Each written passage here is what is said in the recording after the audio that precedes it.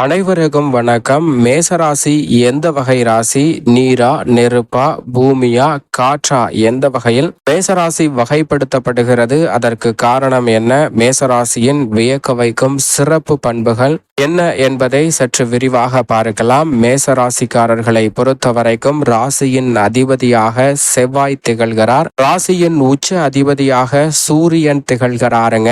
இப்படிப்பட்ட சிறப்பு வாய்ந்த அதிபதிகளை கொண்ட மேசராசிக்கு நெருப்பு, நிலம், காற்று, நீர் என 4 வகைப்படுத்தப்படக்கூடிய ராசிகளில் மேசராசியானது நெருப்பு வகை ராசியாக பார்க்கப்படுகிறது. ஏனென்றால் நாம் நெருப்பின் அருகாமையில் செல்லும் போது எவ்வளவு வெப்பம் வெளிப்படுமோ அதே போன்று இவர்களுடைய செயல்பாட்டில் வீரம் மிகுந்தவையாக இருக்கும். ராசியின் அதிபதி வீரத்தை விளைநிலமாக கொண்டவராக பார்க்கப்படுகிறார். ராசியின் உச்ச அதிபதி ஆளுமையும் அதிகாரமும் கொண்டவராக பார்க்கப்படுகிறார். எனவேதான் மேசராசிக்காரர்கள் நெருப்பு ராசியாகவும் எந்த ஒரு செயலை செய்வதாக இருந்தாலும் அதை சாகசம் நிறைந்ததாக இருந்தாலும் அவற்றை தன்னம்பிக்கையுடனும் துணிச்சலுடனும் மிகுந்த ஆர்வத்துடனும் மேற்கொள்ளக்கூடிய சிறப்பு குணம் பெற்றவர்களாக பார்க்கப்படுகிறார்கள். பெரும்பாலும் மேசராசியில் பிறந்த பெண்மணிகள் மற்றவர்கள் தீய கண்ணோட்டத்தோடு வரும்போது நெருப்பை போன்று இவர்களுடைய செயல்பாடுகள் மிக சிறப்பாக அமையும். அது மட்டுமல்லாது